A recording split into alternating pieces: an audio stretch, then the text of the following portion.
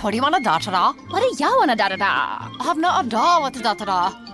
We could switch to Progressa da. Oh, yeah? We could switch to Progressa and sa. Okay. We could sa and have to buy some za. Oh, yeah. Let's switch to Progressa to da and get some za with the money we saw. Yeah. Now we know we're gonna da-da-da. These days, nothing is normal and everything is weird. But you could still save big when you switch to Progressive. It might just be the most normal thing you da-to-da. Quote to da at Progressa.com. Progressive Casualty Insurance Company and Affiliates.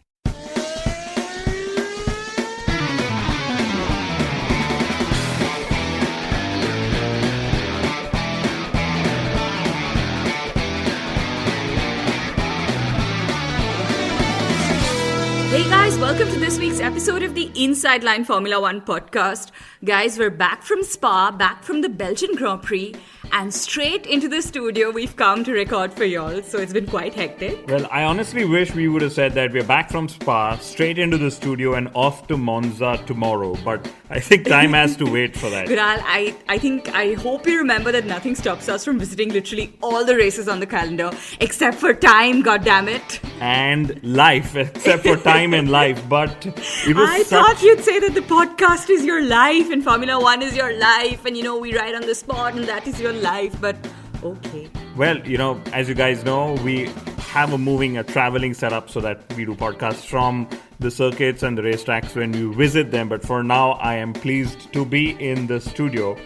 And, honestly, at some point we could do a back-to-back race weekend next year as well.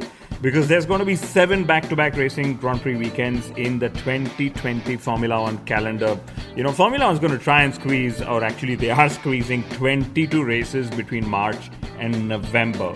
But before we begin, we'd like to pay our respects to Antoine Hubert, who we of course know lost his life in a freak Formula 2 crash. It was one of those dark days of motorsport back in our lives again. And guys, it's also a very sobering reminder that motorsport is dangerous. I think a lot of us forget that. And these drivers are literally risking their lives every time they go out there, they go racing for our entertainment and all of that. So let's remember. Yes, rest in peace and you will be dearly missed. So in this week's episode of the Inside Line Formula One podcast, we're going to talk about why the Italian Grand Prix is going to be a cracker. And this is not just because of Ferrari versus Mercedes battle, if I can, sort of understand where this is going. Mm-hmm. But we are also going to share some of our best paddock experiences from Spa. And we wonder how soon before McLaren reunites with Mercedes. We launch a What Nico Said This Week section because Nico Rosberg's been saying a lot and a bit too many things every couple of days. And congratulations to one of our most avid listeners, Mark Wood. Congratulations on becoming a grandfather and welcoming little Felice into the world. Congratulations, Mark. Here's wishing your granddaughter good health and happiness. Guys, remember to subscribe to us on iTunes, Audio Boom, Google Podcasts, Spotify, and every other audio streaming platform that you have on your phone, your tablets, and your laptops, because they're pretty much everywhere. So remember to subscribe to our channel for your weekly dose of Formula One humor.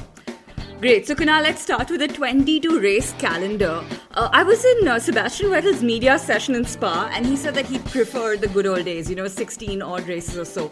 In fact, he's been talking about a shorter calendar for a long time now. Kunal, are you one of those people who'd rather have less races on the calendar? Well, time-wise, and so that I can live my non-Formula One life, yes, I would prefer lesser races on the calendar. But of course, more races means more money, so I can be a little greedy at times. So I'll sort of figure a way to, put in 22 races in my calendar. I thought you meant more money for the sport, but okay. Well, in fact, here's what Nico Hülkenberg said after he was asked if he would give his best to Renault, despite being chucked out for 2020. Like I said, I want to score maximum and achieve the maximum we can with the team, weekend for weekend, race for race. We're still in this championship and we want to finish the championship as high as possible. So, drivers need to score because usually you get paid in bonuses too, so the motivation is high. Vinal, I know you love Nico Hülkenberg. In fact, I think I saw you guys high-fiving each other in the paddock in Spa, right? Yeah, I mean, we go back several years into our Force India days. Guilty as charged. But I know it's hard for you to be objective, but do you think he'll be around in Formula 1 in 2020? Well, here's how I assess the situation, and my assessment is that of Hulkenberg. And he seemed fairly calm and relaxed while he was talking about being replaced by Ocon. And it almost felt like he knew what he was going to do next year and probably was just waiting for the right time to make an announcement. For all we know, Liberty Media just wants to space out all the driver announcements for next year, Yeah, or, maybe Hulkenberg needs time to sort of negotiate with Haas, who knows? Because unconfirmed salary reports, the ones that we keep reading time and again, put Hulkenberg as one of the top 10 earners in Formula 1, not spenders, sorry. But maybe he's looking at earning the same salary or a little bit more at Haas. Hulkenberg will know, and in fact we all know that Haas really needs someone to help their technical troubles from 2019. So, that's probably where the discussion is all stuck. And likewise, Haas knows that he's out of a drive and that they're using that to negotiate a lower rate, possibly. Whether Hulkenberg deserves to be in Formula 1 or not, Kunal, that is a different discussion altogether. I can't be having that with you. You are too biased. Well, very small biases, but yes, I would agree. We won't have that conversation. I would agree to a bias, yes. So what other paddock experiences from Spa would you like to share with our listeners? Okay, it's a really long list, but I'm going to start by saying that Kimi Raikkonen is the most awesome driver there is. Guys, his media sessions in Spa, they were absolutely packed with journalists. They were so full. And you know what? They were like a stand-up comedy performance. Hilarious. Drinking is probably more safer. Well, Kimi Raikkonen went from being injured and almost being replaced by none other than Marcus Ericsson to scoring the best media quote and, then sort of being tagged by Max Verstappen in the race. I mean, I think it was pretty unfortunate for Kimi Raikkonen, and I know that it was a racing incident, but I do believe that Verstappen's car positioning literally called for a disaster at that time. But one second, I think we should spare a thought for Marcus Ericsson. Guys, he flew all the way to Spa, only to then find out that Kimi Raikkonen was actually okay to drive, so he didn't get to drive. But Ericsson's choosing of standing in at a Formula 1 race over, literally racing at IndyCar is quite telling of the pecking order of both the series in the world of motorsport. Okay, so let's talk about Red Bull Racing and Max Verstappen. Kunal, I think Verstappen's early exit in the race robbed us of a three-way fight for the battle for the lead. Leclerc and Hamilton both did a one-stopper, but like Vettel, maybe Red Bull Racing would have attempted a different strategy to stay in the battle. We will never know. Red Bull Racing aside, I really felt bad for the thousands of Dutch fans who came to cheer for Max Verstappen at Spa. I mean, I think I only saw orange and red everywhere. But anyway, I mean, the only solace for Red Bull Racing would have been Alexander Albon's great drive. I mean, we know he started P17, finished P5, and I honestly loved his overtaking moves. I think, in his preparations for the Red Bull Racing drive, he probably just read all of Helmut Marko's quotes on why, he sort of demoted Danny Kivat and Pierre Gasly and then decided to do the exact opposite. Yeah, I know. I think Helmut Marko said that Gasly can't overtake last week. And then in Spa, Albon went and pulled off all these amazing overtakes. Like, take that, Helmut. I honestly loved his ballsy last lap move on Sergio Perez. It was really cheeky stuff. But I can tell you guys, we are in for a Max Verstappen treat in Monza. Verstappen's taking an engine penalty for changing his Honda power unit. So literally sit back and enjoy what we're going to call a Max Verstappen masterclass. I'm so eager to see how the Honda engine performs on this out-and-out power circuit. Kunal, all three Honda cars actually made it to the points in Spa. Yes. Not bad. Yes. And in Monza, Verstappen will be aided by DRS in these two really long straights. I'm telling you, he's going to be able to overtake pretty much anywhere he wants at Monza. It is going to be a masterclass.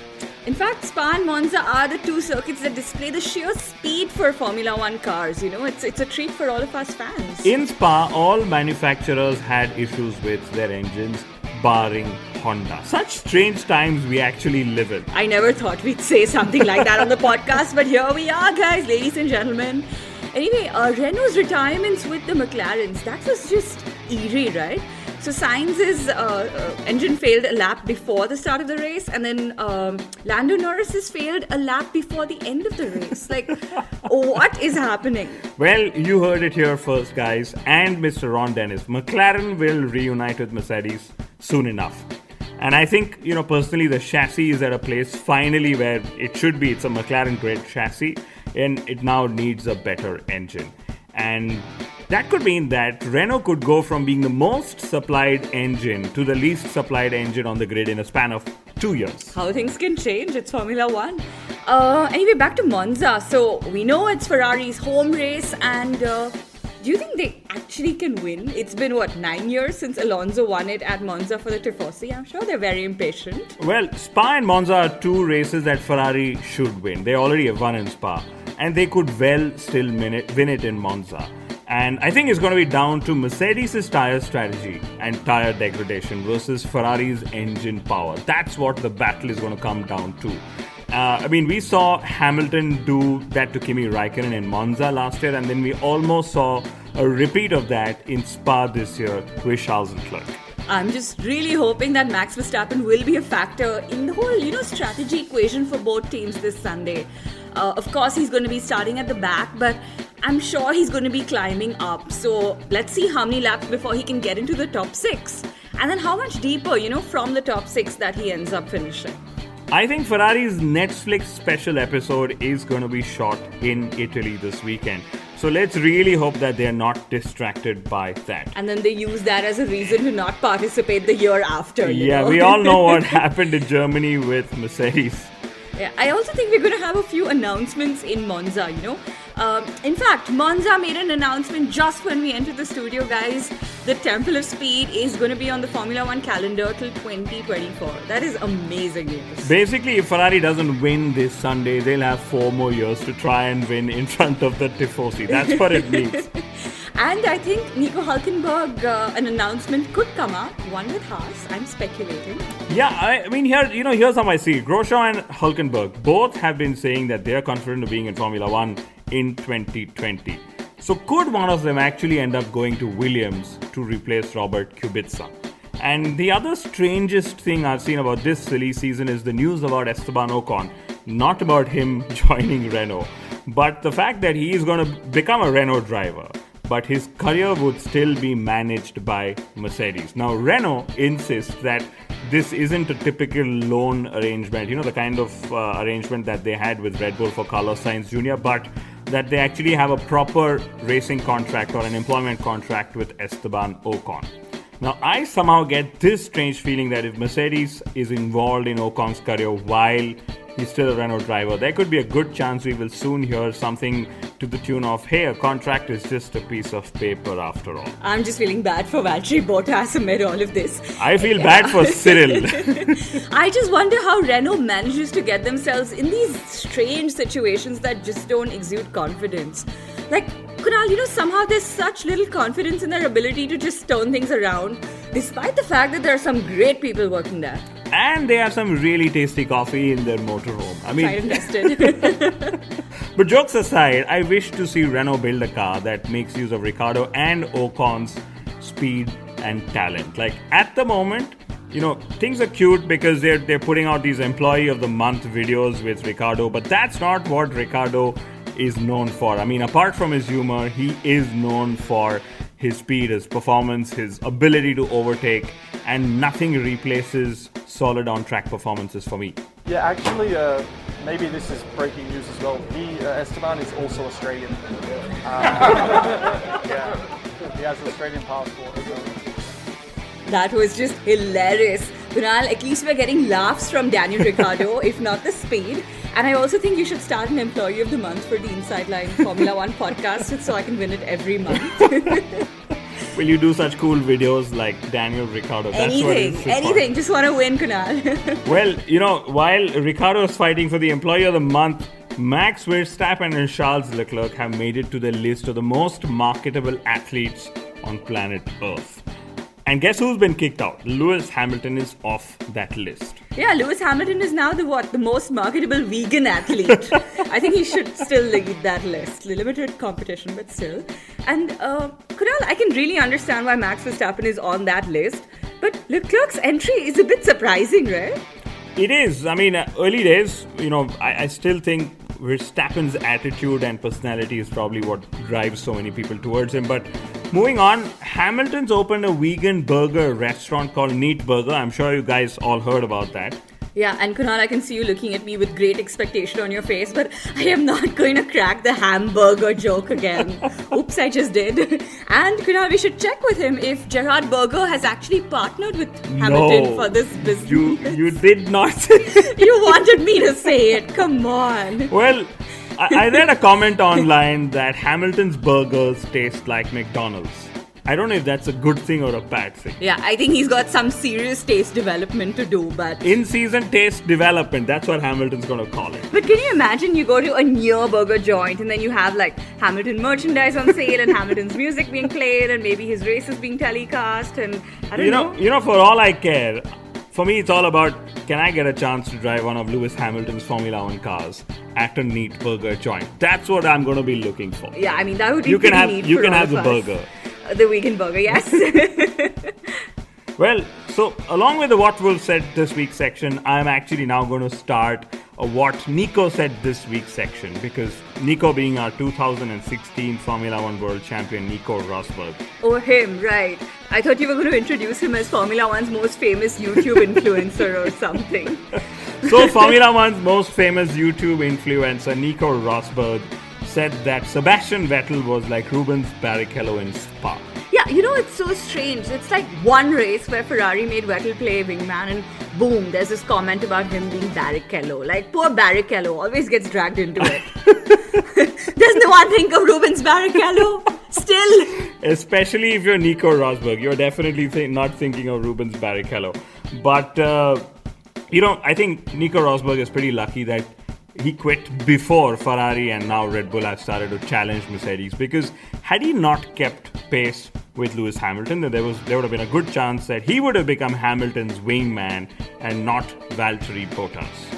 That's a good point. Yeah. Anyway, Nico Rosberg also said that Max Verstappen was back to his old and excessively aggressive ways at the start of the Belgian Grand Prix. And that was Nico Rosberg being very judgmental. Guys, it only took him, 200 meters that Verstappen drove from the start line to the La Source hairpin, and he's coming up with these statements. Right, so closing notes before we hand it over to Lucian for his Moments in Time section. Formula 1 cars are going to have LED display in their wheel rims from 2021.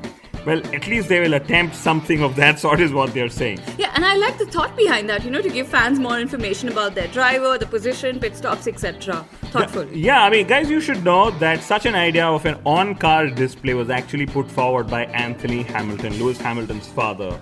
And I also remember that, there was something called as the info wing or the information wing that was tested on Force India back in 2014 or I don't know, some year that it was. I also don't know what happened to that solution, but I think it's a good, step forward to try and give fans as much information about drivers as possible. I also think once this wheel hub LED lights things comes up, McLaren and Racing Point are going to be in a huge rush to find a sponsor logo that'll flash there.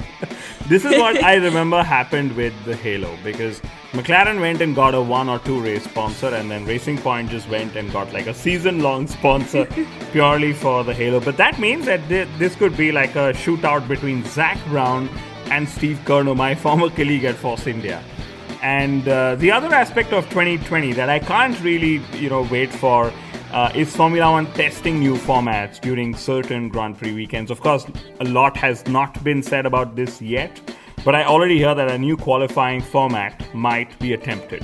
Kunal, frankly, I don't think the current 3-part qualifying format is the root of our problem or, the problem at all. And we all know what happened when they tried to change it a few years ago. The notorious elimination-based qualifying system in 2016? That was a disaster. Yes, it was. And, this isn't anything new, another addition, but I'm not sure how many of you actually noticed the use of a black and white flag being waved at Spa. And if my memory is right, it was for Kevin Magnussen. Well, this flag is basically Formula 1's yellow flag. And Kunal, it's not any surprise that the first driver to be black-white flagged in a Formula One race after many, many years was Kevin Magnussen. I could have guessed. I mean, it's a yellow card equivalent from the world of football. I mean, I hope you guys know what the sport of football is, because I know very little about it. Okay, so the Temple of Speed, the Ferrari's home race, Parabolica, Lesmos, all of that is coming up in a few days' time. But before that, here's over to Lucien for his Moments in Time from the Italian Grand Prix. Welcome to Moments in Time on the Inside Line with Lucien Byfield. Today, we shall look back on the history of the Italian Grand Prix. Look up the amazing crash in 1981 for John Watson, testing out the strength of the new carbon fibre chassis, proving John Barnard's genius at the time. Christian Fittipaldi was to have a crash so unique in 93 that it almost looks like a cartoon. He would flip his car across the finish line after colliding with teammate Martini and land perfectly straight, continuing along a white line in perfect order, as if on a Scale X trick track.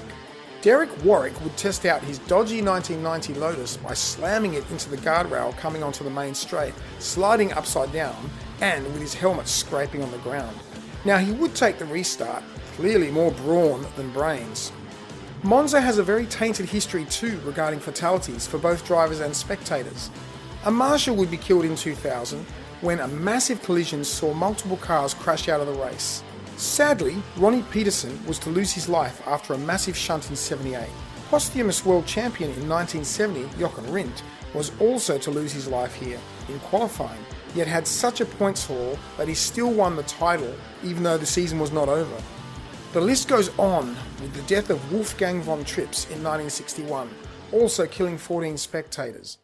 There were final career wins for John Surtees in 1967, driving for Honda, Heinz-Harald Frentzen driving for Jordan in 99, and that was the race when Mika Hakkinen spun out of an easy lead and was later seen crying under the trees. And let us not forget Rubens Barrichello winning for the last time in 2009, driving for Brawn. In 1971, we saw the closest finish in Formula One history, with Peter Gethin beating Ronnie Peterson, with the top 5 covered by 0.61 of a second. In 2001, Juan Pablo Montoya would win for the first time in Formula One for the Williams BMW team. Jackie Stewart would get his first career win in 1965. Sebastian Vettel would also get his first career win, and at the time become the youngest winner in Formula One history. Michael Schumacher would win at Monza in his first year with Ferrari after hitting a tyre bundle at the chicane, the same bundle that would take out championship leader Hill and others like Irvine and Villeneuve. Damon would have won the title that day had he kept his lead and won. In 1993, we saw Prost nearly win for the 52nd time, but with a few laps to go his engine blew up, costing the Professor the chance of a truly dominant and deserved final GP career win. Well, that's it for Moments in Time on the Inside Line with Lucien Byfield. Forza Ferrari! Arrivederci a tutti! Yeah, Kunal, you know what? Maybe my memory is a bit dated, but I was really miffed when Lewis Hamilton overtook Raikkonen for the lead of the race at the Italian Grand Prix last year. It still hurts. You know, it hurts, yes, okay. But I have to ask you this. What are you going to do when Kimi Raikkonen retires? Because not talk about that. Because when we were in Spa, almost all your stories were about Raikkonen and you spotting him and you being in his media session and all of that. So I'm not surprised that your memory of Spa or Monza is Raikkonen being overtaken last year. But anyway, my memory of the Italian Grand Prix was back in 2006 when Michael Schumacher won and then was forced to announce his retirement from Formula One. That was a really, really sad moment. I remember that. I agree with you. Anyway, I'm going to now ask you for your predictions. Kunal, I hope you're ready. Okay, I think the big question is, can Ferrari finally win in Monza? Can they do it? Well, I think they've got the speed, the straight line speed. They are going to use, the Spec 3 upgraded engine for Vettel and Leclerc from this, weekend as well. I really hope that their tyre wear is in order, because I think Ferrari will probably have to use one of their drivers as a wingman once again if they want to keep the Mercedes drivers at bay. You know what? I also think it's going to be a Ferrari on top, and I think it's going to be Sebastian Vettel that wins this one. And I really hope he does, He needs a bit of luck, I'd say. On that note, ladies and gentlemen, thank you so much for tuning in. We will see you a couple of days after Monza. Have fun. Adios. Adios.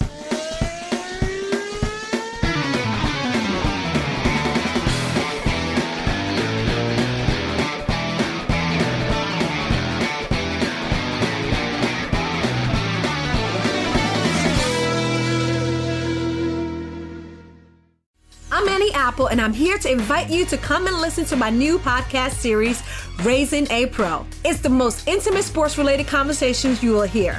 Each week, we explore the journeys of some of your favorite NFL players through the eyes of those that know them best. From Joe Burrow, DeAndre Hopkins, Myles Garrett, Ezekiel Elliott, Nick and Joey Bosa, just to name a few. With exclusive insights and information, we leave no stone unturned. Subscribe now to Raising a Pro on your favorite podcast app.